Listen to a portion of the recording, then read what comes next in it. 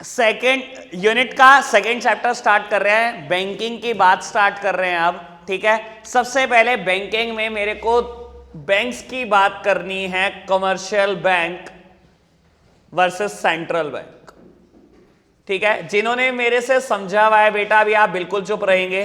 ठीक है, new students को भी सबको समझने देना बहुत आराम से। ठीक है जी, सबसे पहले बात कर रहे हैं commercial bank versus central bank.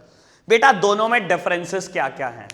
बेटा अगर पब्लिक डीलिंग की बात करें तो नॉर्मल केसेस में 99.99% केसेस में कमर्शियल बैंक पब्लिक डीलिंग करता है। ठीक है ना, कमर्शियल बैंक क्या होते हैं बेटा?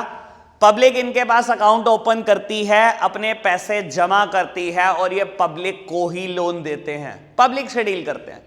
लेकिन बेटा सेंट्रल बैंक दो अलग अलग नाम से फेमस है। सेंट्रल बैंक को हम बैंकर्स बैंक भी बोलते हैं as well as governments bank भी बोलते हैं, सुना ही होगा कभी आपने। बैंकर्स बैंक मतलब बैंकों का बैंक एंड गवर्नमेंट्स बैंक। बेटा मैं तो बोलता हूं पापा of all bank as well as दादा ऑफ ऑल बैंक। ठीक है ना बाबू, बैंकर्स बैंक क्यों? आप पब्लिक के मेंबर हो, आपको अकाउंट खुलवाना है, आप कमर्शियल बैंक के साथ खुलवाते हो। कमर्शियल बैंक को अकाउंट खुलवाना है वो आरबीआई के पास खुलवाता है। आप पैसे जमा कमर्शियल बैंक में करते हो, लेकिन बेटा कमर्शियल बैंक अपने पैसे जमा आरबीआई के पास करता है, सेंट्रल बैंक। ठीक है ना बेटा, आपको लोन चाहिए कमर्शियल बैंक देता है, लेकिन कमर्शियल बैंक को लोन चाहिए तो आरबीआई देता है कमर्शियल बैंक को, इसलिए बैंकर्स बैंक, बैंकों का बैंक। ऐसे ही गवर्नमेंट्स बैंक, बेटा गवर्नमेंट के अकाउंट कहां पर होते हैं? सब आरबीआई के पास। सारी स्टेट गवर्नमेंट जितनी भी हैं as well as central government, इनके अकाउंट किसके पास है बेटा? रिजर्व बैंक ऑफ इंडिया के पास है। पैसे जमा कौन कहां करती है? गवर्नमेंट अपनी, सब रिजर्व बैंक ऑफ इंडिया में। और अगर गवर्नमेंट को लोन चाहिए तो बेटा वो भी आरबीआई देने वाला है, इसलिए गवर्नमेंट्स बैंक। पहले बताओ ये बात क्लियर है कि नहीं? पक्का? इतनी बात ओके है? कुछ बात पूछूं, आरबीआई पब्लिक डीलिंग करता है कि नहीं करता है? एक्सेप्शनल केसेस बेटा, डीमोनेटाइजेशन के टाइम पर आप कमर्शियल बैंक के पास पैसे जमा कर सकते थे 31 दिसंबर तक। अगर 1 जनवरी से 31 मार्च के बीच में करने हो तो आरबीआई के पास कर सकते थे विद सम प्रूफ। जैसे कि बाबू 8 नवंबर को ही डीमोनेटाइजेशन, अगर कोई पर्सन आउट ऑफ इंडिया है फॉर 3 मंथ, ठीक है, और उसके घर में पैसे बढ़े हुए हैं, तो क्या जमा ही नहीं होंगे? उसके पैसे होने थे जमा, आरबीआई के पास होते। जनवरी में कर रहा था ना वो आरबीआई के पास होते विद सम प्रूफ। वो वीजा दिखाता, अपना टिकट्स दिखाता कि वो फॉरेन में था, सारे प्रूफ देता तो पक्का आरबीआई जमा करता। आरबीआई एक्सेप्शनल केसेस में पब्लिक डीलिंग कर रहा है। आपने मेरा वर्ड नहीं सुना था, मैंने बोला था 99.99% पब्लिक डीलिंग ये करता है, 0.01% तो ये भी करता है। ठीक है, लेकिन एक बात और, when we talk about central bank, तो सेंट्रल बैंक से मतलब क्या है? सेंट्रल बैंक ऑफ इंडिया या सेंट्रल बैंक? बस ये बताओ सर, सुन लो मैं क्या बोल रहा हूं। आरबीआई क्या है? सेंट्रल बैंक है या सेंट्रल बैंक ऑफ इंडिया? बस ये बताओ। सेंट्रल बैंक और सेंट्रल बैंक ऑफ इंडिया। अब यही मैं यही तो बोल रहा हूं, आप बोलते हो ना सब कुछ पढ़ा हुआ है, पागल हो आप। Central bank, not central bank of India. Soon low, Saharanpur city में कमर्शियल बैंक है जिसका नाम है central bank of India. Central bank of India commercial bank है, और सहारनपुर सिटी में भी है। बताऊंगा पर है, बताया हुआ है, जो ज्ञान पुल पर है, जो ज्ञान पुल पर जहां सारे फूल वाले बैठते हैं वहां पर बैंक है बेटा, देखना चाहकर आज। सेंट्रल बैंक ऑफ इंडिया एक कमर्शियल बैंक है और सेंट्रल बैंक है आरबीआई। कभी गलती ना कराना पेपर में, फंसाने को तो कितना भी फंसाया जा सकता है पेपर को, बस ये बात ध्यान रख लेना। इतनी बात ओके, इतनी बात ओके, बढ़े आगे अभी। ठीक है, करेंसी कौन इशू करता है?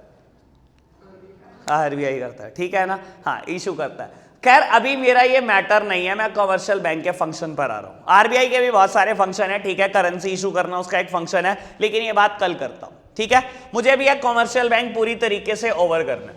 ठीक है जी, कमर्शियल बैंक के फंक्शन बेटा 5 हैं। 5 फंक्शन मेरे से समझ लो, बुक के जितने भी बुक ने पार्ट करे होंगे हर अक्षर समझ में आ चुका होगा। ठीक है जी, सबसे पहला काम acceptance of deposit. Acceptance of deposit बेटा, आज आपको पता है बैंक कमाता कैसे है? कैसे कमाता है बैंक?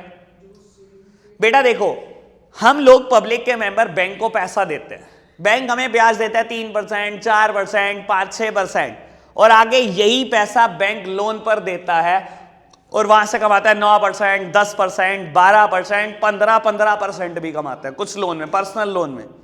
बेटा आप ये सोचो, आप 12% कमा रहे हो एवरेजली और एवरेजली 3% दे रहे हो, 9% बैंक के लिए बचता है पर लाख। 9% कमा रहे हो, 9,000 रुपए हर लाख में, कई करोड़ों के लोन एक ब्रांच के। कभी अंदाजा लगाया बैंक की कमाई कितनी है? बहुत तगड़ी।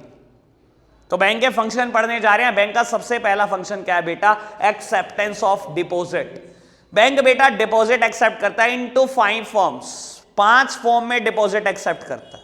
ठीक है जी, कौन सी 5 फॉर्म है समझने की कोशिश करते हैं। Saving bank, current account, FD, RD and MODS, सबकी बात करेंगे बेटा।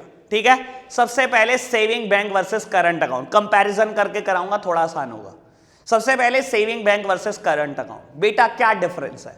बेटा सेविंग बैंक अकाउंट ओपन करते हैं हाउस होल्ड्स, ठीक है, और अपनी छोटी छोटी सेविंग जमा करते हैं। करंट अकाउंट ओपन करते हैं बेटा बिजनेस फर्म्स। ठीक है, पहला डिफरेंस। यानी कि मेरे एंगल से सोचोगे बेटा, मेरा एक सेविंग अकाउंट भी होगा और एक करंट भी होगा। मैं बिजनेस फर्म भी हूं और एज अ हाउस होल्ड मेरा सेविंग अकाउंट भी ओपन हो सकता है। मेरे दोनों अकाउंट है। बात समझ आई कि नहीं? ठीक है, सेविंग अकाउंट में बेटा इंटरेस्ट मिलता है जो जनरली 3% से लेकर 6% तक हो सकता है, लेकिन मैं 3 ही लिख रहा हूं। क्यों बेटा? क्योंकि जनरली सारे सरकारी बैंक 3% ब्याज देते हैं, कुछ प्राइवेट है 5-6% तक भी देते हैं। कोटक महिंद्रा, यस बैंक की बात करूं तो वो 5-6% भी देते हैं सेविंग बैंक पे। पर बेटा जनरली सारे बैंक का एवरेज रेट 3% है, इसलिए 3%। ठीक है, करंट अकाउंट में इंटरेस्ट नहीं मिलता बल्कि चार्जेस लिए जाते हैं आपसे। Y charges? चार्जेस ही क्यों लिए जाते हैं बेटा? नंबर ऑफ ट्रांजैक्शन की कोई लिमिट नहीं होती। मैंने 10 बजे दुकान खोली, 10 बजे 2 चेक आ गए, 2 चेक जमा कराने मैंने बैंक भेज दिया लड़के को। 10:30 बजे एक कस्टमर आया, 4 चेक ले आया, मैंने कहा ये ले, तो 4 चेक जमा कर दे। मैंने किसी पार्टी को एक दिन में, अलग अलग पार्टियों को 10 चेक काट के दे दिए। एक दिन में 100 चेक आए बेटा, 100 बार भी जा सकते हो आप, मना नहीं कर सकता कोई बैंक, इसलिए वो आपसे चार्जेस लेता है। ठीक है बेटा, करंट अकाउंट में नंबर ऑफ ट्रांजैक्शन की कोई लिमिट नहीं होती, सेविंग बैंक में होती है। नंबर ऑफ ट्रांजैक्शन की लिमिट है। करंट अकाउंट में पैसे जमा कराने की कोई लिमिट नहीं होती, कोई लिमिट नहीं, विदाउट एनी लिमिट। आपको क्या लगता है रिलायंस के करंट अकाउंट में पैसे कितने रहते हैं एक पर्टिकुलर पॉइंट ऑफ टाइम पर? समझ में आ रहा होगा, हाँ, पैसे की कोई लिमिट नहीं होती होगी, कितने भी हो सकते हैं। बेटा सेविंग अकाउंट में लिमिट है, एक साल में 10 लाख से ज्यादा जमा कराए तो इनकम टैक्स का नोटिस आ जाएगा। ठीक है, बात समझ आई? पहले बताओ दोनों का डिफरेंस क्लियर है? हाँ क्लियर है, अब तो क्लियर होगा। ठीक है, दोनों को वैसे हम डिमांड डिपॉजिट बोलते हैं, पता है ना, क्योंकि चेक से एनकैश किया जा सकता है इनके पैसों को। ओके बात? चलो एफडी वर्सेस आरडी। सबसे पहले FD full form, RD recurring deposits, FD fixed deposits. बेटा फिक्स्ड डिपॉजिट मतलब fixed amount for a fixed period, एक फिक्स्ड अमाउंट और एक फिक्स्ड पीरियड के लिए। सबसे ज्यादा रेट ऑफ इंटरेस्ट अगर किसी अकाउंट में होता है तो वो एफडी है। आज की तारीख में 6.5% के आसपास सरकारी बैंक का। ठीक है बाबू, मेरे पास 30,000 है, मैं एक साल के लिए फिक्स करना चाहता हूं, आप कर सकते हो। 30,000 रुपए एक साल के लिए बैंक को दे दो, फिक्स्ड अमाउंट भी है और फिक्स्ड पीरियड भी है। एक साल के बाद मुझे कितना मिलेगा? 30,000 रुपए और 6.5% ब्याज, जो लगभग 1950 रुपए बैठेगी। ठीक है, पर आपको क्या लगता है ये थोड़ी समझाना होगा मैंने एफडी में। एक बात बताओ, एफडी बीच में तोड़वाई जा सकती है कि नहीं? बस ये बताओ। तोड़वाई जा सकती है कि नहीं? बस ये बताओ। तोड़वाई जा सकती है। ठीक है, 3 महीने के बाद आप बैंक में एफडी तोड़वाने पहुंच गए, अब ब्याज कितना मिलेगा? कितना मिलेगा एफडी का ब्याज? आधा सेविंग बैंक का। कसम खा लो, आज याद रख लो इस बात को। बेटा देखो, एक मैं समझाता हूं क्यों सेविंग बैंक का मिल रहा है। कशिश आया, मैं बैंक को, मेरे पास 30,000 रुपए लेकर आया कि एक साल के लिए फिक्स्ड कर दो। मैंने 30,000 रुपए लिए और एक साल के लिए फिक्स कर दिए। इतने में मेरे पास खुशी आई लोन लेने के लिए 30,000 रुपए का, 1 साल के लिए मैंने 30,000 रुपए का लोन दे दिया 1 साल के लिए। मुझे क्या पता ये कितने टाइम में आने वाला है, 1 साल के बाद, ये आगे बाबूजी उठकर 3 महीने के बाद मेरी एफडी तोड़ दो, मुझे पैसे दे दो। जबकि मैंने लोन दिया हुआ 1 साल के बाद, वो तो नहीं आएगा ना 1 साल से पहले। ये मुझे इनकन्वीनियंस दे रहा है, मैं छोड़ूंगा नहीं, मैं इसको इनकन्वीनियंस पक्का दे दूंगा, ठीक है ना। मैं इसको पूरा एफडी का ब्याज नहीं देने वाला, इसने मुझे परेशान करा है, बल्कि मैं इसकी वो परेशानी जो मेरे को परेशान किया, मैं इसकी परेशानी इसके इंटरेस्ट पे निकाल दूंगा, ठीक है ना। इसको ब्याज कितना मिलेगा, 30,000 पे 3% ब्याज मिलेगा और 3 महीने का मिलेगा, बस। समझ आई बात? क्या मैं क्लियर हूं इस बात पर? पक्का? हाँ जी। RD, recurring deposit. बेटा रेकरिंग डिपॉजिट में भी क्या होता है, फिक्स्ड अमाउंट है, पीरियड इज ऑल्सो फिक्स्ड। लेकिन बेटा क्या बात है, आपने जो अमाउंट तय की है वो आपको रीअकर करनी है, रेकरिंग, रीअकरिंग। आपने बोला मैं 500 रुपए की एफडी कराना चाहता हूं 5 साल के लिए, इसका मतलब पता है क्या है, 5 साल तक हर महीने आपको 500 रुपए जमा करने हैं, 5 साल तक, 60 महीने, हर महीने 500 रुपए। आप 1 जनवरी को बैंक गए 2020 में, आपने बोला 500 रुपए की आरडी खुलवानी है, तो बेटा 500 रुपए दो, फिर 1 फेब को दो, फिर 1 मार्च को दो, फिर 1 अप्रैल को दो, 1 मई को दो, 60 महीने तक यही काम करना है। 60 महीने तक आपने 30,000 रुपए दिए बैंक को, हर महीने 500 रुपए। बेटा आरडी का रेट ऑफ इंटरेस्ट 4.5% के लगभग रहता है एवरेजली, सबसे ज्यादा एफडी में है, उसके बाद आरडी में, और उसके बाद सेविंग बैंक में है, ठीक है। आरडी बेटा जनरली 5 के मल्टीपल में खुलती है, हर उस फिगर में खुलती है जो 5 से डिवाइड हो जाता है, 5 के मल्टीपल में खुलती है, ठीक है ना। 5 रुपए, 10 रुपए, 200 रुपए, 250 रुपए, 299 नहीं खुल सकती। अभी तक बात ओके है, ठीक है। मुझे पता है बेटा अभी भी कुछ ना कुछ सीख गए होंगे आप, सब कुछ तो नहीं आता होगा, कुछ ना कुछ तो छुटा ही हुआ होगा। एमओडीएस, एमओडीएस क्या होता है, मल्टी ऑप्शन डिपॉजिट स्कीम, ठीक है। नहीं भी सुना तो अब सुन लो बेटा, MODS is the combination of saving bank account plus FD, ये दोनों के फीचर रखता है। और आज की तारीख में बहुत सारे प्राइवेट सेक्टर बैंक है बेटा जो ये अकाउंट ओपन करके देते हैं आपको, ठीक है, जिसमें दोनों के फीचर है, सेविंग बैंक का भी और करंट अकाउंट का भी। मेरा भी एमओडीएस अकाउंट एक्सिस बैंक में, वो क्या बोलते हैं बेटा, 25,000 से ज्यादा जितने भी पैसे रखोगे एफडी का इंटरेस्ट मिलेगा। मतलब तो मैंने क्या बोला, मैंने कहा अगर अगले दिन निकलवाने हो तो एफडी तोड़वानी पड़ेगी। कहता है तोड़वाना कुछ नहीं, पैसे एक ही बारी में निकल जाएंगे। समझाता हूं क्या मतलब है बेटा।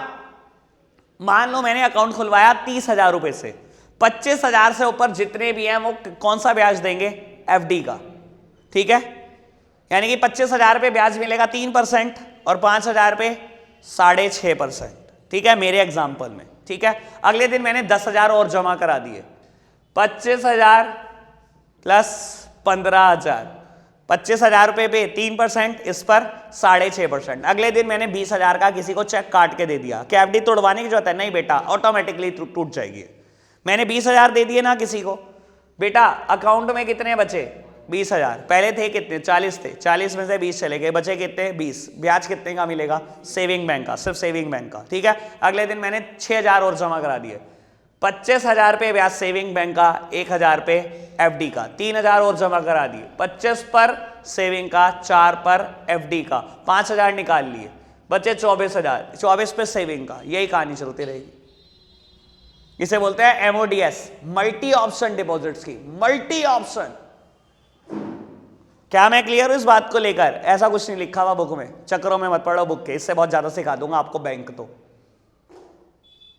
पहले बताओ ये बात क्लियर है कि नहीं? वैसे आपकी नॉलेज के लिए बता देता हूं, 11th के बच्चा समझा देगा आपको ये, जब कहोगे, जब कहोगे। 11th क्लास में समझाते हैं बातें, और यकीन मानना आधे से ज्यादा बच्चों को आपको आरटीजीएस और नेफ्ट के बारे में नहीं पता होगा, पक्का बोल रहा हूं मैं। और आज शुरू करूंगा, आज ही समझाऊंगा, खत्म। ये समझ में आया? बैंक 5 तरीके से पैसे को एक्सेप्ट करता है, saving bank, FD, RD, current account छोड़ दिया मैंने, और एमओडीएस, ठीक है ना। Saving bank, current account, FD, RD and MODS, 5 okay है, ठीक है जी। चलो बढ़ते हैं आगे। बेटा बैंक का पहला फंक्शन खत्म हो गया। मैंने बोले हैं कि मुझे कराने कितने हैं, मुझे कराने हैं बेटा 5, ठीक है जी। आज ही खत्म हो जाएंगे, घबराना मत। Lending of funds. दूसरा मेजर काम बैंक की कमाइयां हैं, ये है बैंक की असली कमाइयां, जो बैंक लोन देता है। लोन सारा क्या है? लैंडिंग ऑफ फंड्स है। बेटा बैंक लोन 3 तरीके से दे सकता है, अभी सब सामने देखेंगे मेरी तरफ, ठीक है बेटा। एक को तो मैं कैटेगराइज कर रहा हूं लोन्स में ही, एक को मैं बोल रहा हूं बैंक ओवरड्राफ्टिंग, और एक को मैं बोल रहा हूं सीसी लिमिट। प्यारा नाम, कितना प्यारा नाम है इसका, सीसी लिमिट। बेटा देखो एक बात सुनो, I am not talking about banks product. अगर मैं लोन प्रोडक्ट की बात करूं तो लोन तो बहुत सारे होते हैं, मैं कोई अलग अलग चर्चा नहीं करने बैठा। होम लोन क्या होता है, कंस्ट्रक्शन लोन क्या होता है, लोन अगेंस्ट प्रॉपर्टी क्या होता है, पर्सनल लोन क्या होता है, ऑटो लोन या व्हीकल लोन क्या होता है, प्रोजेक्ट लोन क्या चीज होती है। अरे अगर लोन प्रोडक्ट का डिस्कशन थोड़ी करना है, हमें डिफरेंस क्लियर करना है, बैंक कैसे लोन देता है, क्या रास्ते हैं। बेटा देखो जितने भी मैं लोन की बात कर रहा हूं ना, वो सब लोन प्रोडक्ट यहां आ जाते हैं, जितनों के भी मैंने नाम लिया है। बाकी ये कुछ स्पेशल कैटेगरी ऑफ लोन है। अगर आप इन 3 का डिस्कशन समझ गए तो समझ लेना सारे लोन समझ में आ गए आपको, ठीक है जी। पहले बात इसकी, फिर इन दोनों को कंपैरिजन करके समझाता हूं तो क्लियर हो जाएगा, सारे लोन क्लियर हो जाएंगे, ठीक है जी। सबसे पहले बात बैंक ओडी की, ठीक है जी, समझाओ क्या होता है बैंक ओडी। बेटा बनती किस पर है बैंक ओडी? हमेशा करंट अकाउंट पर, ठीक है। मेरा करंट अकाउंट है, मैं बैंक का बड़ा रेप्यूटेड क्लाइंट, ठीक है। 20 साल से मान लो एक ही जगह पे करंट अकाउंट है और करोड़ों की ट्रांजैक्शन है हर साल की, ठीक है। रोज हजारों चेक आ रहे हैं, हजारों चेक जा रहे हैं, हजारों आ रहे हैं, हजारों जा रहे हैं। एक दिन बैंक में बैलेंस ध्यान नहीं कितना, चेक काटी जा रहा हूं, हजारों पार्टियों को चेक काट के दे दिए, एक ही दिन में हजारों चेक क्लियर हो रहे हैं। बेटा एट द एंड अकाउंट में बैलेंस रह गया 50,000 रुपए और पार्टी को चेक काट के दिया हुआ है 1 लाख का। पार्टी पहुंच गई मेरे बैंक में 1 लाख का चेक लेकर, टेलर को दिखाया चेक लाओ 1 लाख कैश दो। टेलर ने क्या करा, मेरे अकाउंट में बैलेंस चेक करा, अकाउंट का बैलेंस शो करा 50,000 रुपए, चेक दिया हुआ है 1 लाख का। टेलर ने सोचा, देखो प्रैक्टिकली अगर मैं लीगल तौर पर बात करूं, चेक को डिसऑनर हो जाना चाहिए, जिसको आप बाउंस बोलते हो, बाउंस हो जाना चाहिए ना, due to insufficiency of fund, dishonour होना चाहिए। लेकिन टेलर ने क्या सोचा, टेलर ने सोचा यार 20 साल से हमारा रेप्यूटेड कस्टमर है, करोड़ों की ट्रांजैक्शन है, चलो हो सकता है भुलेखे में हो गया हो। बेटा उसने चेक को ऑनर कर दिया, समझदारी दिखाते हुए 1 लाख रुपए निकाल के दे दिए, 50,000 बैलेंस है। बेटा क्यों करा उसने ऐसा? क्योंकि आप खुद सोच कर देखो, अगर वो चेक को डिसऑनर कर देता, सामने वाले की नजरों में इमेज क्या जाती, क्या पार्टी के पास 1 लाख रुपए भी थे। दूसरी बात बेटा आज की तारीख में पार्टी के खिलाफ केस हो सकता है, 3 महीने तक की जेल भी हो सकती है। अगर आपका चेक डिसऑनर हो जाता है तो 3 महीने तक की जेल भी है, ठीक है जी, ये भी बात को समझ लो। बेटा उसने समझदारी दिखाते हुए चेक को ऑनर कर दिया और अगले ही मिनट फोन कर दिया कि क्या किया सर, ये 50,000 अकाउंट में बैलेंस था, लाख का चेक काट दिया, फिलहाल मैंने ऑनर कर दिया, ये 50,000 रुपए आपके ऊपर लोन की तरह खड़े हो गए हैं, कल आ जाना विद इंटरेस्ट जमा करा जाना, या अभी आ जाओ विद इंटरेस्ट जमा करा जाओ। इसको बोलते हैं बेटा बैंक ओवरड्राफ्टिंग। आपके अकाउंट से ज्यादा आपको अपने अकाउंट से निकालने की परमिशन दे दी। वैसे मैं ज्यादा ना बोलूं तो आपको बहुत अच्छे से क्लियर होगा, आप इसको शो करते हो करंट लायबिलिटी में, अगर आपने शेड्यूल 3 याद किया ढंग से तो, ठीक है ठीक है। अभी मैं बता नहीं सकता बेटा, ठीक है, मेरा अकाउंट्स मुद्दा नहीं है, वरना आपको बताता अकाउंट्स किसे कहते हैं, क्योंकि बेटा जनरली ये शॉर्ट टर्म के लिए होता है, आप एक दिन में पैसा जमा करा देते हो। करंट लायबिलिटी क्या होती है, जिसको हमने 1 साल में पे करना है या एक ऑपरेटिंग साइकिल में पे कर देना है। ऑपरेटिंग साइकिल पता है? खैर अभी मैं टच नहीं करता इस बात को, किसी दिन बताऊंगा, बिठाकर समझाऊंगा आपको अकाउंट्स, ठीक है जी, ये बात ओके, बैंक ओडी ओके। चलो बढ़ो आगे। अब मेरा मुद्दा है बेटा लोन वर्सेस सीसी, बहुत बहुत काम की बात। बेटा मैं बैंक में लोन लेने गया, मैंने बोला बैंक को बैंक लोन चाहिए 15 लाख रुपए का। बैंक ने बताओ क्या एसेट गिरवी रखोगे, क्योंकि बैंक मुझे ऐसे लोन देगा नहीं, बैंक देगा सिक्योर्ड लोन। बैंक ने कहा बताओ क्या एसेट गिरवी रखोगे, मैंने कहा 20 लाख की एक प्रॉपर्टी है, ये गिरवी रख दूंगा। बैंक ने कहा ओके नो प्रॉब्लम। बैंक ने प्रॉपर्टी गिरवी रख दी और 15 लाख का लोन देना तय किया। बेटा बैंक क्या मुझे लोन कैसे देता है? कैश में देता है, अकाउंट खोलता है। बेटा जिस ब्रांच से मेरे को लोन हो रहा है उस ब्रांच में मेरा एक अकाउंट खोला जाएगा और उस अकाउंट में 15 लाख रुपए डाल दिए जाएंगे, जहां मर्जी मैं इस्तेमाल करूं उसको। ये सिंपल तरीका है लोन होने का, ठीक है। मेरे अकाउंट में 15 लाख रुपए डाल दिए। मान लो जिस पर्पस के लिए मैंने लोन लिया था वो पर्पस डिसीव हो गया किसी वजह से, वो पर्पस मेरा अब रहा नहीं। 1 दिन पैसे बढ़े रहे, 2 दिन पैसे बढ़े रहे, 3 दिन पैसे बढ़े रहे, 4 दिन पैसे बढ़े रहे, इस्तेमाल ही नहीं हो रहे, क्योंकि मेरा पर्पस ही नहीं रहा वो। अब मैं सोच रहा हूं कहां पैसे को यूज करूं।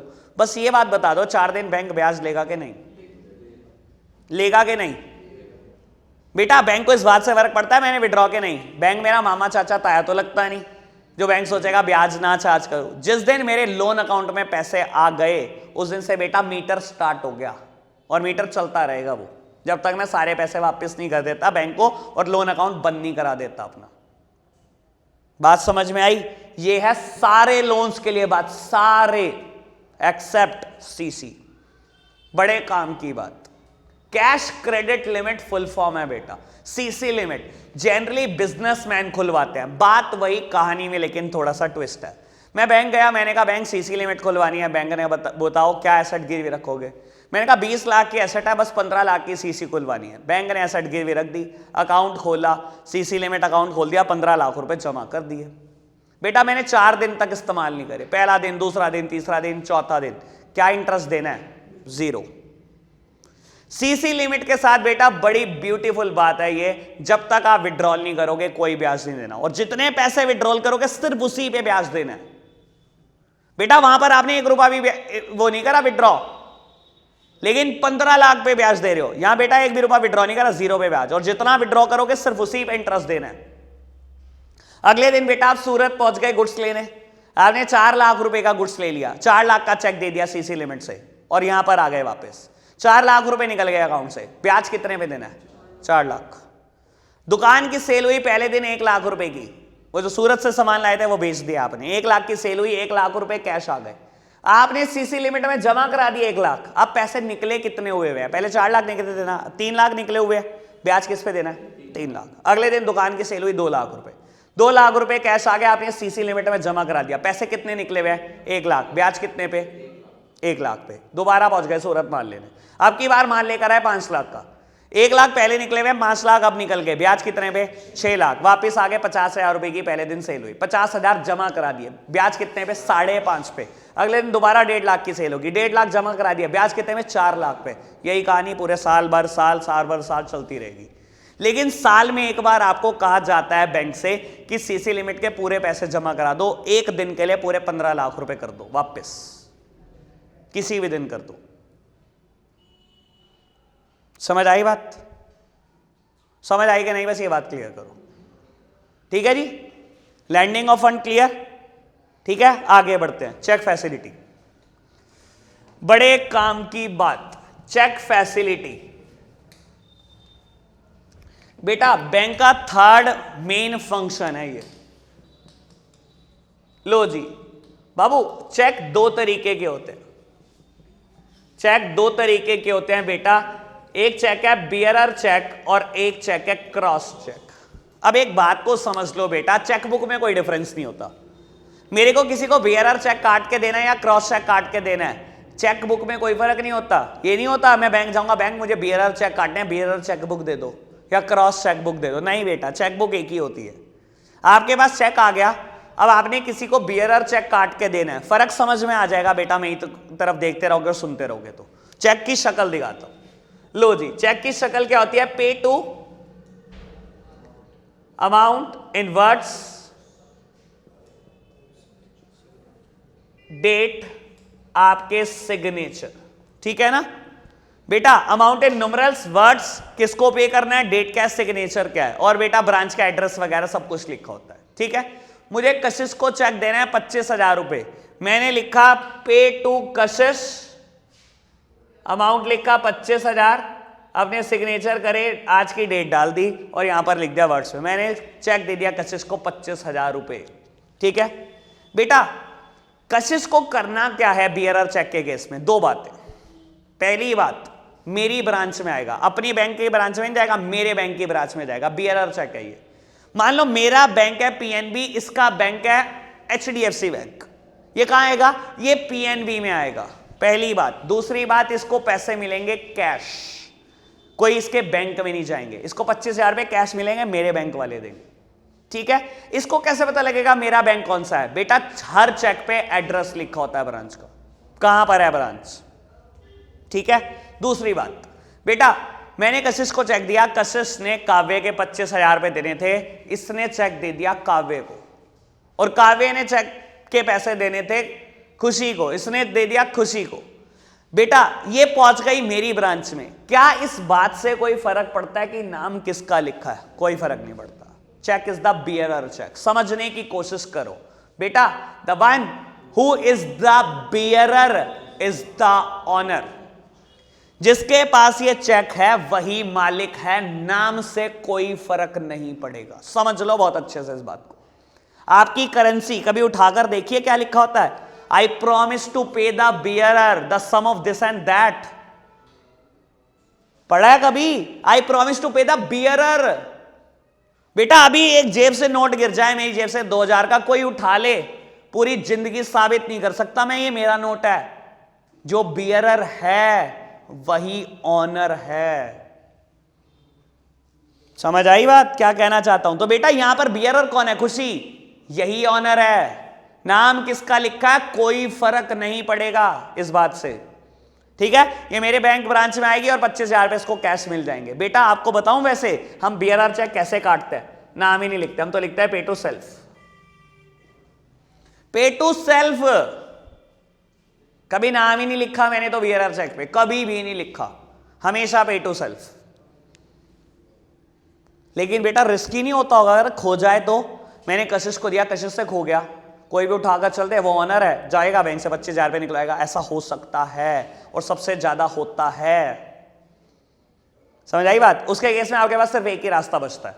मैंने कशिश को चेक दिया, कशिश से खो गया, कशिश मुझे कॉल लगाएगा कि फटाफट ब्रांच में जाओ और स्टॉप पेमेंट लगवा दो, ये कह के कि चेक खो गया। मैं जाऊंगा बैंक ब्रांच और बोलूंगा मेरे से चेक गिर गया कहीं रास्ते में, ठीक है, और स्टॉप पेमेंट लगवा दूंगा। 40 रुपए बैंक के चार्जेस है पीएनबी के आज की तारीख में, चेक रुक जाता है, पेमेंट बच जाती है उसकी। बात समझ आई? बियरर चेक ओके, ठीक है। हाँ अब दूसरी बात, क्रॉस चेक। बेटा समझा यही रहा हूं लेकिन क्रॉस चेक समझा दूंगा, ठीक है ना।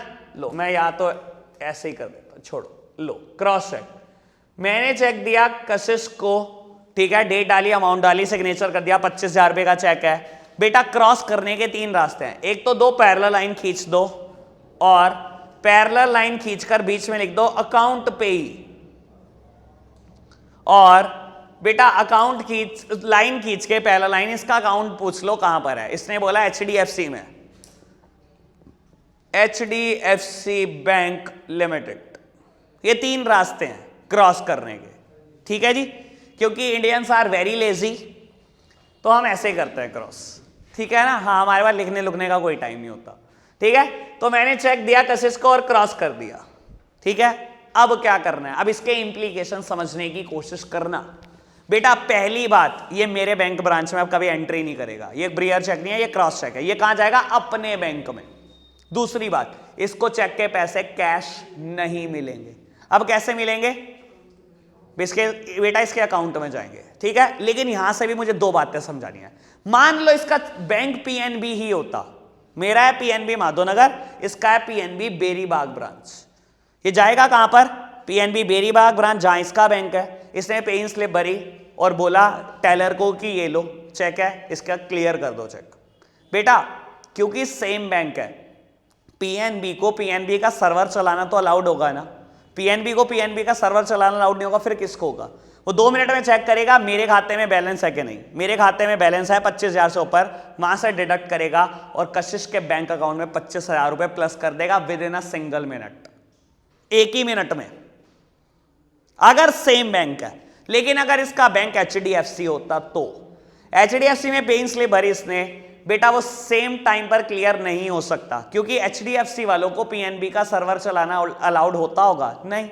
एचडीएफसी वालों को ये कह देंगे पीएनबी के किसी के अकाउंट में बैलेंस चेक कर सकते हो, ये कभी नहीं कहा जा सकता, नहीं होता अलाउड। तो ये क्या करता है बेटा? चेक को चेक ड्रॉप बॉक्स में डालकर आता है बेटा, और वो चेक क्लियरिंग के लिए जाता है। चेक क्लियर होने में आज की तारीख में 2 दिन लग जाते हैं, लेकिन मैंने वो जमाना देख रखा है बेटा जब चेक क्लियर होने में 1 महीना लगता था। 1 महीना मैंने वो जमाना देख रखा है। आज की तारीख में 2 दिन में क्लियर होता है, ठीक है जी। आज की तारीख में चेक 2 दिन में क्लियर हो जाएगा बेटा। कशिश के बैंक अकाउंट में पैसे शो हो जाएंगे एचडीएफसी में 2 दिन के बाद, और मेरे बैंक अकाउंट से कट जाएंगे अगर पैसे होंगे तो, अदरवाइज चेक डिसऑनर हो जाएगा। समझ आया क्रॉस चेक क्या है? बियरर चेक क्या है, अभी तक ओके, ठीक है। मेरे को पता है बेटा हर बार जरूरी नहीं होता कि हर बच्चे ने डिटेल्ड पढ़ा होता है, लेकिन बेटा वन फाइनल टाइम इसको बहुत अच्छे से पढ़ लो, और मैं पूरी जान लगा रहा हूं इस चीज को समझाने के लिए, ठीक है जी। चलो चेक फैसिलिटी क्लियर हो गया। अब है बेटा बड़े काम की बात जिसका नाम है fund transfer. Fourth important function of bank known as fund transfer. इसके बाद एक ही बात बची है बस बेटा, फंड ट्रांसफर करने के दो रास्ते हैं, दो रास्ते हैं। एक रास्ता है आरटीजीएस और दूसरा रास्ता है नेफ्ट। लो जी समझने की कोशिश करना। आरटीजीएस की फुल फॉर्म क्या है? Real time gross settlement, real time gross settlement. और नेफ्ट की national electronic fund transfer, national electronic fund transfer. RTGS बेटा जनरली 2 लाख से ज्यादा के लिए होती है, और नेफ्ट बेटा अप टू ₹2 सॉरी 2 लाख से ज्यादा के लिए होती है, और नेफ्ट बेटा अप टू ₹2 लाख जनरली, ठीक है। अब समझने की कोशिश करना है इसका नाम क्या है। लो इसका नाम है बेटा रियल टाइम। रियल टाइम, पहले रियल टाइम का मतलब समझा दूं आपको। रियल टाइम का मतलब होता है बेटा eight the same point of time. और जरूरत क्या है आरटीजीएस की, पहले जरूरत समझना बेटा। मेरी पार्टी रहती है दिल्ली जिससे मैं सामान खरीदता हूं। मैंने कॉल लगाया पार्टी को, मैंने कहा पार्टी आज ना ट्यूसडे है, मेरे को आना था पर मैं आ नहीं पा रहा, ठीक है। आप एक काम करो, वहां से ना 1 करोड़ का गुड्स भेज दो, मैं आपको पैसे भिजवा देता हूं कुछ दिन में। उसने कहा मैं 1 करोड़ का ट्रस्ट कर लो, मैं नहीं करता, मुझे तो पैसे चाहिए, पहले अकाउंट में पैसे आएंगे तब जाकर होगी बात गुड्स की। मैंने कहा एक काम कर देता हूं, चल मैं चेक भेज देता हूं, मेरा दोस्त आ रहा है दिल्ली, वो चेक तेरे को पकड़ा देगा, तो चेक लगवा लियो, मेरे को माल तो भेज दे यार, मेरे को जरूरत है आगे देना है। वो कहता है तेरा बैंक कौन सा है? मैंने कहा पीएनबी। कहता है मेरा HDFC है। कहता है चेक क्लियर नहीं होगा, 2 दिन में क्लियर होगा, 2 दिन के बाद भेजूंगा फिर सामान। मैंने कहा सामान अर्जेंट चाहिए। कहता है फंड ट्रांसफर कर दो ना, 1 करोड़ रुपए कर दो। बेटा देखो it is not practically possible कि मैं उसके बैंक में जाऊं कैश लेकर 1 करोड़ रुपए। उसने बोला मेरा बैंक HDFC, क्या मैं ये रिस्क ले सकता हूं आज की तारीख में 1 करोड़ रुपए कैश लेके जा रहा हूं HDFC में जमा कराऊंगा? मेरे पीछे पड़ जाओगे, देखो तुम कैसे घूर रहे हो। हाँ पीछे पड़ जाओगे तुम, नहीं ले जाए जा सकते कैश। दूसरा रास्ता क्या है? मैं बेटा अपने बैंक में जाऊं। अब सुनना बड़े काम की बात, ठीक है ना, मजाक के चक्कर में टॉपिक ना डिस्टर्ब हो जाए, ठीक है। मैं बेटा अपने बैंक में जाऊंगा पीएनबी में। मैंने बोला कि आरटीजीएस लगानी है, मुझे फंड ट्रांसफर करना है 1 CR का, पार्टी के अकाउंट की डिटेल फर्दर यही है। बेटा मैंने एक ट्रांजैक्शन लगाई, आरटीजीएस करा, आपको पता है with in a single minute पैसे दिल्ली पहुंच चुके उसके ब्रांच में। It is a real time settlement. Real time, real time मतलब at the same point of time. आप ब्रांच से बाहर निकलोगे नहीं, अकाउंट में मैसेज आ चुका होगा 1 करोड़ कट चुके हैं, और उसके पास मैसेज आ चुका होगा 1 करोड़ प्लस हो चुके हैं। ये ताकत है आरटीजीएस की। पहले बताओ इतनी बात समझ आई कि नहीं? नेफ्ट फर्क क्या है? फर्क क्या है समझो बेटा। ये जो सेटलमेंट करता है ना, सामने देखो, सामने समीक्षा, सामने देखो बेटा, ये रियल टाइम करता है, ये बैचेस में करता है। बैचेस मतलब बेटा नेफ्ट होती है 10:30 बजे पहला बैच लगता है, 11:30 दूसरा, 12:30, 1:30, 2:30, 3:30, 6 बैचेस में होती है। मतलब अगर कोई पर्सन 10 बजे आया और नेफ्ट का फॉर्म लेकर आया कि मुझे 1.5 लाख रुपए की फंड ट्रांसफर करना है, तो बेटा 10 से लेकर 10:30 तक जितने भी आए वो 10:30 बजे लगेगा। 10:30 से लेकर 11:30 तक जितने भी आए वो 11:30 बजे लगेगा। 11:30 से 12:30 है उनकी ट्रांजेक्शन 12:30 लगेगी। बैचेस में होती है, ये हर 1 घंटे के बाद होती है।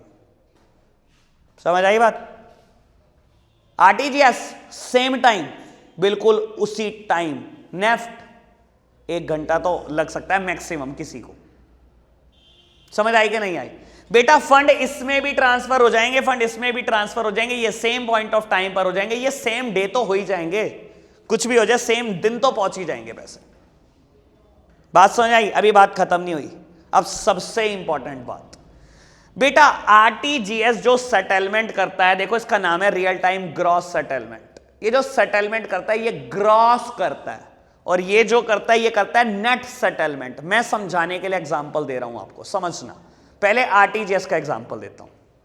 लो जी समझना बेटा, मेरा बैंक है पीएनबी माधोनगर, ठीक है, और खुशी का भी बैंक है पीएनबी माधोनगर, सहारनपुर सिटी, ठीक है। कशिश का बैंक और आशीष का बैंक है HDFC बैंक, ठीक है, किसी भी जगह का नाम ले लो, कोई जयपुर में जगह है वहां पर, ठीक है जी, ठीक है। अब समझने की कोशिश करना आरटीजीएस क्या चीज होती है, ठीक है, मैं ग्रॉस सेटलमेंट समझाने की कोशिश कर रहा हूं आपको, ठीक है। मुझे 2.5 लाख रुपए कशिश को ट्रांसफर करने हैं, ठीक है। मुझे यार एक काम करते हैं, पहले नेफ्ट को समझते हैं, तो आरटीजीएस समझाना बहुत आसान हो जाएगा, ठीक है। मुझे 1.5 लाख रुपए कशिश को ट्रांसफर करने हैं, 2 लाख से कम होती है जनरली नेफ्ट। मुझे 1.5 लाख ट्रांसफर करने हैं, मैं बैंक में पहुंच गया 10:15 पर कि 1.5 लाख रुपए कशिश के अकाउंट में ट्रांसफर कर दो, मैंने नेफ्ट का फॉर्म लगा दिया। ये कितने बजे होगी ट्रांजेक्शन? 10:30 होगी, बैचेस में होती है, ठीक है। उन्होंने मेरा फॉर्म लेकर रख लिया, मैंने कहा ठीक है। और बाबू 10:20 पे सेम ब्रांच में जयपुर में आशीष वालिया पहुंच गया कि 1 लाख रुपए मुझे खुशी के अकाउंट में ट्रांसफर करने हैं, ठीक है। ये कितने बजे सेटल होगी? 10:30 बजे। ये 10:20 से पहुंचा है, मैं 10:15 पहुंचा था, ठीक है। 10:30 बज गए, बेटा बैंक नेफ्ट की ट्रांजैक्शन को नेट सेटल करता है, नेट, ग्रॉस नहीं, नेट।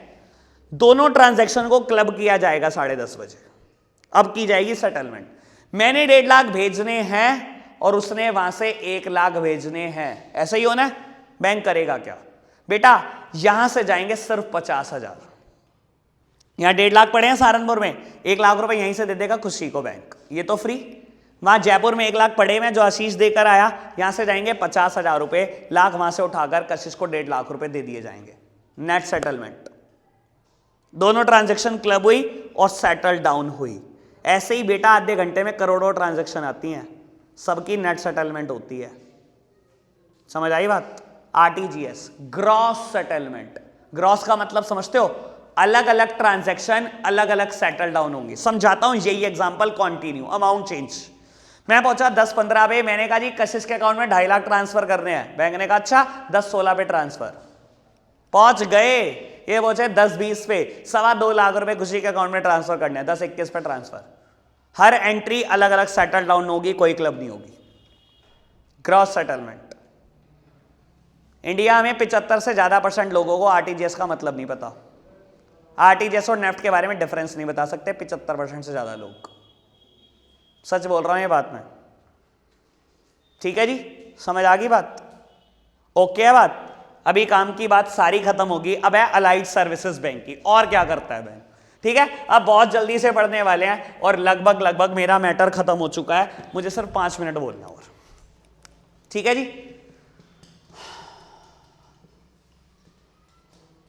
बाबू 4 मेजर फंक्शन मैंने बैंक के बता दिए और मैंने पौना घंटा लगा दिया इन 4 बातों को समझाने के लिए आपको, ठीक है जी। अब हम बात कर रहे हैं बैंक और क्या करता है, आप बताओ, बस मैं और नहीं बताऊंगा, अब आप ही बताओगे। लोकर फैसिलिटी, बिल्स पे कर देता है हमारे भी यहाँ पर बेटा, मैं बोल देता हूं लाइफ इंश्योरेंस प्रीमियम भी पे करता है, हेल्थ इंश्योरेंस भी करता है, इलेक्ट्रिसिटी बिल भी देता है, हाउस टैक्स भी देता है, और भी बहुत कुछ। और डिमांड ड्राफ्ट नहीं, डिमांड ड्राफ्ट, ई बैंकिंग, इलेक्ट्रॉनिक बैंकिंग नहीं करता है बेटा, हमारे बिहाफ पर इंटरेस्ट और डिविडेंड भी कलेक्ट करता है। लो समझाता हूं आपको ये सारी बातें, इतनी बातें समझ में आ गई तो समझ लेना पूरा बैंक समझ में आ गया। बैंक लोकर खोलता है, फैसिलिटी खोलता है। चलो लोकर के बारे में कुछ डिस्कशन कर लेते हैं, वैसे करता नहीं मैं डिस्कशन, लेकिन आज करने का मूड है तो करता हूं। बेटा लोकर खुलवाने जाते हो, बैंक की पहली मांग पता है क्या होती है? चलो जी बेटा, बैंक लोकर फैसिलिटी देता है आपको। बैंक में जब भी आप लोकर खुलवाने जाते हो, वैसे मैं बता देता हूं, जनरली एक बैंक में 6 साइज के लोकर होते हैं, आपने नहीं देखे होंगे लेकिन मैं बता रहा हूं, 6 साइज के लॉकर होते हैं, ABCDEF 6 कैटेगरी होती है। ए लॉकर बहुत बड़ा होता है जिसमें आप बेटा प्रॉपर्टी के पेपर वगैरह रख सकते हो, फिर वो कंप्रेस होता चला जाता है। F साइज का लॉकर बेटा बहुत छोटा सा होता है, बेसिकली यूज उसका गोल्ड है, ठीक है ना। ए में तो आप करेंसी भी रख सकते हो एज वेल एज प्रॉपर्टी के पेपर भी रख सकते हो। लेकिन बेटा एक बात बताता हूं आपको, जब आप लॉकर खुलवाने जाते हो, बैंक की पहली चीज जो बैंक आपसे मांगता है वो है बेटा FD खुलवाओगे तभी लोकर होगा, वरना लोकर नहीं खोला जाएगा, पहली बात। दूसरी बात, लोकर खोलने से पहले बेटा बैंक की बहुत सारी टर्म्स एंड कंडीशन पे आपसे साइन कराया जाता है, जिसमें एक टर्म्स एंड कंडीशन ये बोलती है कि लोकर में पड़े हुए किसी भी सामान की गारंटी बैंक की नहीं होगी। आप लोकर क्यों खुलवाते हो? सेफ्टी के लिए। सेफ्टी है? बैंक गारंटी नहीं ले रहा।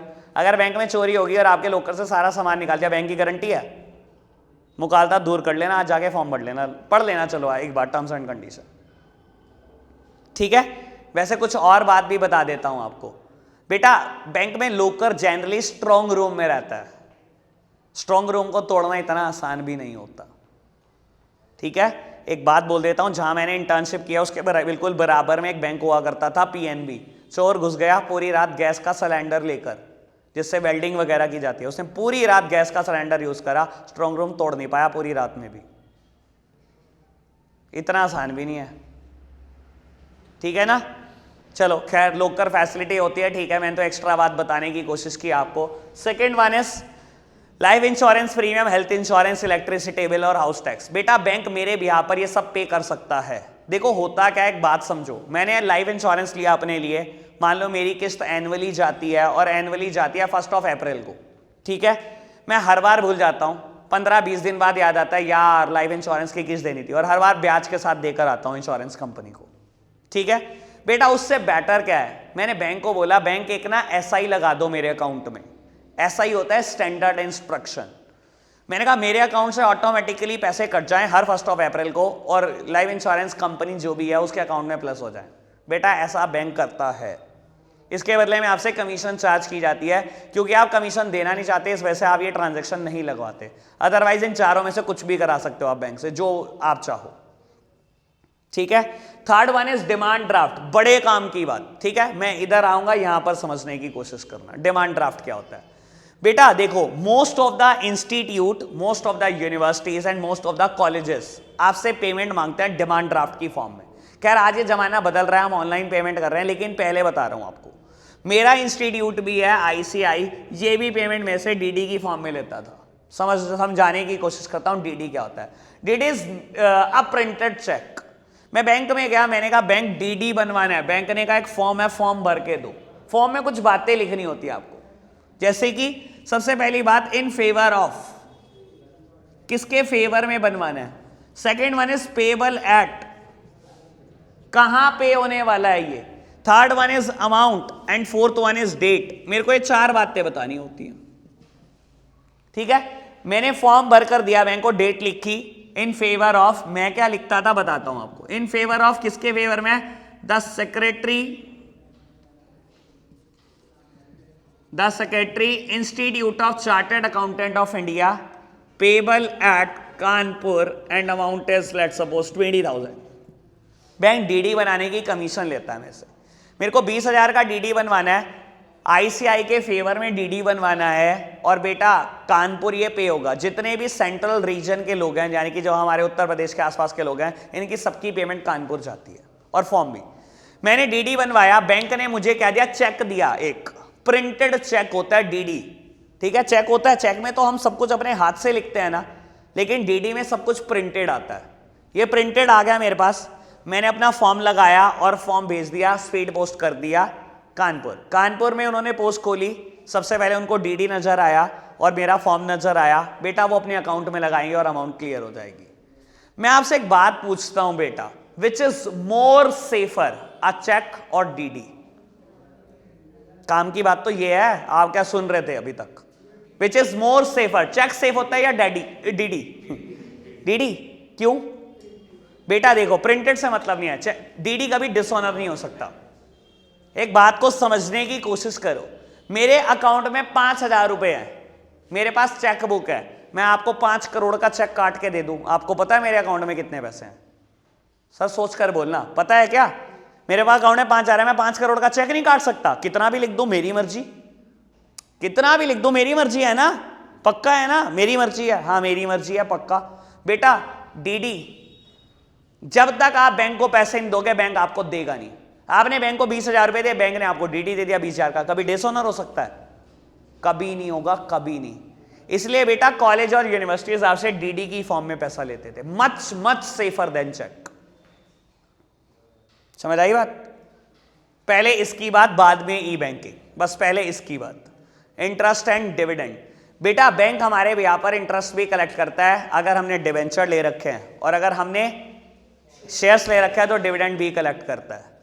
11th क्लास याद है, बैंक रिकॉन्सिलेशन स्टेटमेंट बनाते थे, उसमें बोलते थे बेटा बैंक में ऑटोमेटिकली इंटरेस्ट और डिविडेंड क्रेडिट हो गया है और हम करना भूल गए हैं और हम रिकॉन्सिलिएशन कर रहे होते थे। बैंक बेटा आपके बिहाफ पर ये फंक्शन भी परफॉर्म करता है, ठीक है।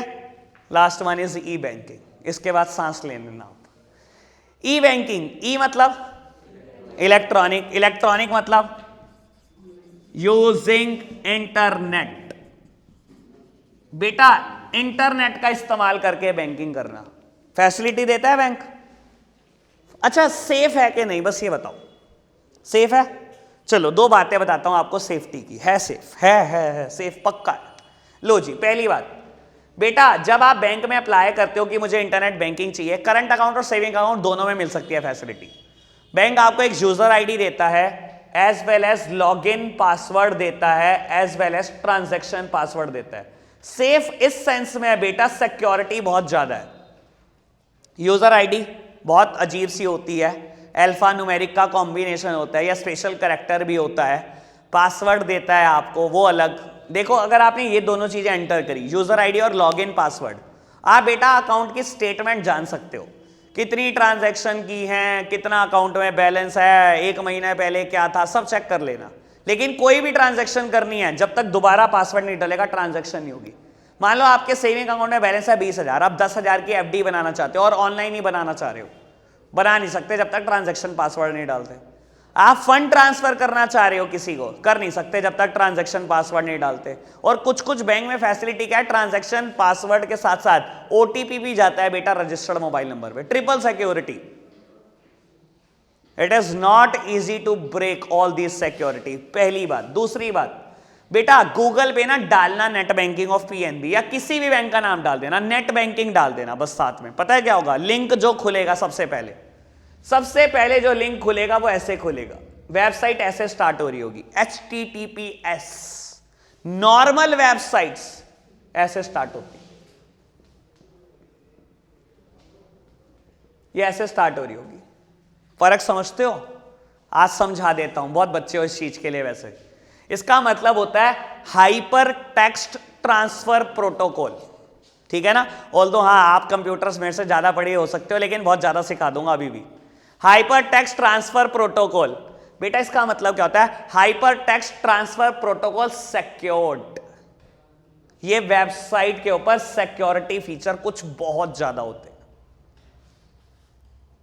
ठीक है, बात समझ आई? ठीक है। अच्छा बैंक चाहता है आप बैंक ब्रांच में आकर ट्रांजैक्शन करो, कभी सोचा है? बैंक चाहता है बैंक ब्रांच में आकर ट्रांजैक्शन करो, बैंक कभी नहीं चाहता। पता है क्यों? आज यही तो जानना है आपसे मेरे को ई बैंकिंग पे डिस्कशन करना और किसी बात पे नहीं है। बैंक क्यों नहीं चाहता आप बैंक ब्रांच में आओ? बेटा आपको पता है हर बैंक ब्रांच में आपके पहुंचने पर बैंक को खर्चा आ जाता है 45 रुपए पर ट्रांजैक्शन, पर ट्रांजैक्शन। अब बंदा सोच रहा है मेरे बैंक में जाने से 45 रुपए लगता है बैंक के, हाँ पक्का। पता है क्यों? अब समझने की कोशिश करना इन बातों को बहुत डिटेल्ड।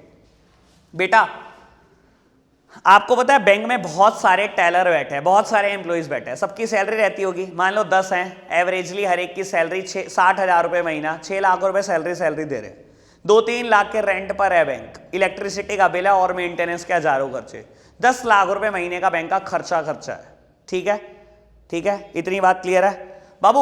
अब होता क्या है, देखो आप सेविंग बैंक में अपने 500 रुपए जमा कराने पहुंच गए कि आपका सेविंग बैंक अकाउंट है, 500 रुपए जमा कर लो। बैंक आपसे कोई चार्जेस लेता है सेविंग बैंक में पैसा जमा करने के? नहीं लेता। आपने 500 रुपए जमा कर दिया, आप बैंक ब्रांच से बाहर आ गए, आपको पता है बैंक को खर्चा कितना है? 45 रुपए ये ट्रांजेक्शन करने में।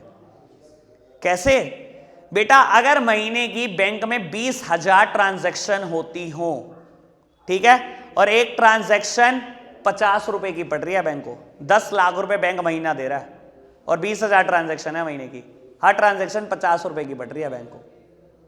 एवरेजली बोल रहा हूं बेटा, बैंक हर ट्रांजैक्शन के 45 रुपए खर्च होता है, बैंक के सर्वे बोलता है। और एटीएम से लगभग 12 रुपए पर ट्रांजैक्शन। एटीएम के खर्चे नहीं है, एटीएम इंस्टॉल कराया, ऑपरेट कराया, वो खर्चे, वॉचमैन बाहर खड़ा है वो खर्चे, एसी चल रहा है सारा दिन वो खर्चे, बार बार रीफिल होगा, एटीएम खाली होगा, रीफिल कराने के खर्चे जो रीफिल करने आएंगे, हर ट्रांजैक्शन के 12 रुपए। इंटरनेट बैंकिंग 80 पैसा। बैंक क्या चाहता है, आपके सामने है, घर बैठकर ट्रांजैक्शन करो, बैंक बहुत सुकून में रहेगा, कसम से बोल रहा हूं। बेटा एक बात बताओ, इंटरनेट बैंकिंग के साथ लेकिन कुछ डिसएडवांटेज हैं। करेंसी जमा हो सकती है, इंटरनेट बैंकिंग में करेंसी जमा हो सकती है। आपने प्रिंटर में नोट डाले और वो जमा हो गए। विड्रॉ, प्रिंट निकल के आ रहे हैं नोट धड़ाधड़ ऐसे। इंटरनेट बैंकिंग क्या कर सकती है बेटा, सिर्फ फंड ट्रांसफर, सिर्फ फंड ट्रांसफर। पैसे जमा कराने हैं या निकालने हैं, बैंक चाहता है आप बैंक ब्रांच में मत आओ, बस यहां पहुंच जाओ आप एटीएम में। पहुंचने से क्या होगा आपके बेटा, आज की तारीख में एटीएम कम सीडीएम मशीन से, एटीएम कम सीडीएम मशीन बोलते हैं, वही वे बेटा कैश डिपॉजिट मशीन है, वही सीडीएम कैश डिपॉजिट मशीन, और उसी से ही एटीएम है, उसी से ही पैसे बाहर आ रहे हैं, उसी में लोग जमा करा रहे हैं, उसी से बाहर आ रहे हैं। वो एंट्री क्या कर रही है, आपके सिस्टम में कर रही है। जिसने पैसे जमा कराया उसका अकाउंट बैलेंस बढ़ गया, जिसने निकाले कम हो गया, लेकिन वही सीडीएम है, वही एटीएम है। बैंक चाहता है ये। और बेटा वर्ल्ड वाइड एक दो कंट्री आज की तारीख में ऐसी भी हैं जो पूरी तरीके से अपनी बैंक की सारी ब्रांचेस बंद कर चुकी हैं, सिर्फ ये 2 फैसिलिटीज है। इंडिया भी एक्सपेक्ट कर रहा है सेम। ये है इंटरनेट बैंकिंग फॉर यू। ठीक है, आज का लेक्चर खत्म होता है, कल मिलते हैं, बाय बाय।